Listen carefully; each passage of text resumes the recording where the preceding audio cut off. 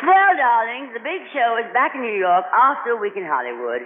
And with all due respect to our friends on the West Coast, it is a pleasure to come back to this large, beautiful center theater, which is spacious enough to accommodate our audience of 3,000 people who came here tonight on the New Haven Railroad show train from as far away as Boston.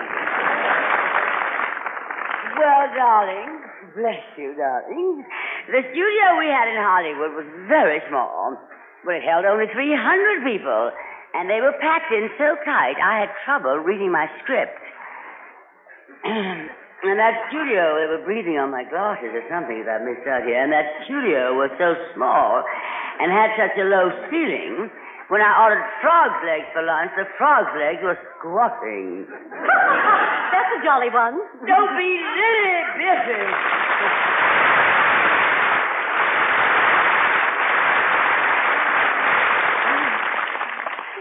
Lulu to Birkenhead.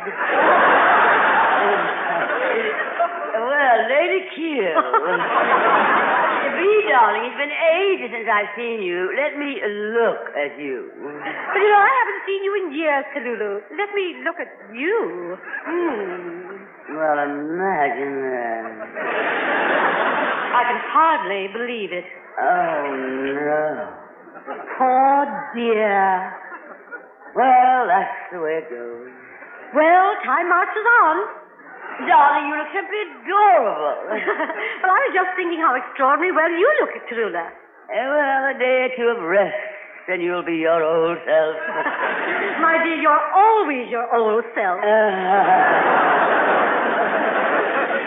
Oh, you're sweet. Well, now we've exhausted ourselves. Let's talk about something new. I've just got back. What's the gossip around town? Gossip? Darling, have I got gossip for you, Bea?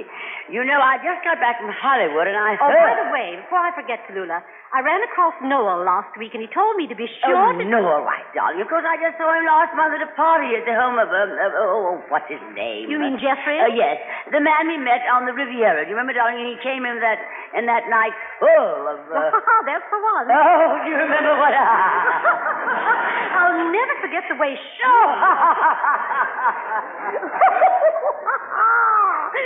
After that, he went to the hospital for 6 months. Oh, Bea, I'm so sorry. Well, so much for frivolous gossip. Let's get down to something serious. How is the mail situation around town? Oh, didn't you hear? No. They've cut down deliveries to once a day. No, we're not talking about the same post office, Tallulah. I mean men. Oh, men. Well, darling, we have the biggest crop of magnificent men this town has had in years. Why, Only what? Well, there's a new thing that's come into fashion, darling. Men seem to like very young girls. 35. Well, I got here just in time. Of course you did, darling. We can double date. Now, let me see, Bea. I forget now. Just what type of man do you prefer? Tall or short, fat or thin, old or young, dark or fair? Yes. Just my type, too, darling. Oh, we'll have plenty of dates. Well, any of the men you've been going out with, Tallulah, are all right with me. Well, as a matter of fact, I've been so busy lately, darling. I've been more or less relaxing, I've taken up knitting. I've just finished the most darling slipover for my icebox. A cardigan, of course. Oh, that's it. It's so much easier, to open the door. You have no idea how relaxing an evening can be just knitting.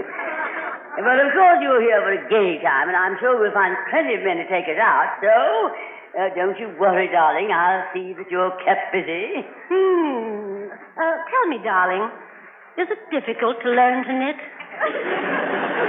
Why, Bea, darling, you sound positively unhappy. Yes, I'm miserable. Oh, how delightful. Who is he? Was, my dear, past tense.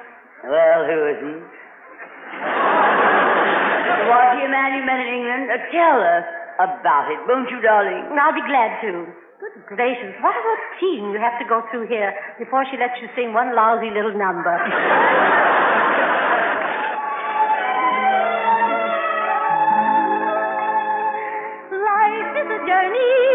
they tell us, our journey right through to the end. And just like an everyday journey, it's nicer to go with a friend. We all need a traveling companion to help us along as they can. A man needs the help of a woman.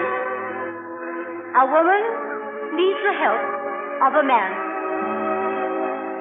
Now I found a traveling companion, one whom I thought was my own. How gaily we started. Now I'm broken-hearted and making the journey alone. I was happy, oh so happy, and ready to depart. So I smiled at my companion, said, well, shall we start? And then a sticky label was slapped across my heart. Not wanted on the voyage. It could have been so happy. It could have been sublime. We could have looked out of the porthole and been happy all the time. I planned to be his traveling rug. And now I find that I'm not wanted on the voyage. Why am I left at the quayside? Why does my world seem so stark? Why can't I guess where I'm going? I can't even get off the mark. I'd a lot of little parcels. Our friends, our hopes, our fears. A hold-all full of laughter and a suitcase full of tears. But fate, that cruel American Express man, just points at me and jeers. You're not wanted on the voyage.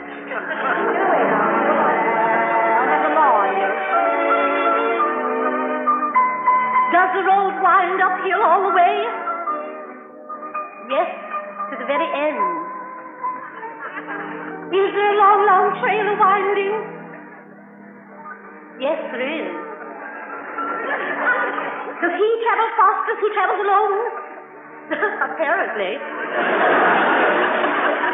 Then what about her? What about she? I asked the station clock. Dear old clock. It didn't answer. I asked the station approach. It didn't answer. And then I asked him. He answered. In 1, 2, 3, 4, 5, maybe a half a dozen words. I was amazed. But I laughed. I thought him joking. I said, oh, don't be absurd. But he showed me what was written, and I read it word by word. I wasn't traveling with him. I wasn't even traveling third. I was not wanted on the voyage. The draught was hard and bitter. I could not drink the cup, and yet I had to swallow it. Yes, down to the last sup. To have been a weekend rucksack and then to finish up not wanted on the voyage, I ask you. Friends have been kind and consoling. There's nothing they say they won't do. But they've all got their own traveling companions. And they're sticking to them like glue. They say, you must go forward, don't let your footsteps lag. But the memory of that moment pulls me backward like a drag. His gentle voice saying, Porter, just label that old bag. Not wanted on the voyage, me. Not wanted on the voyage.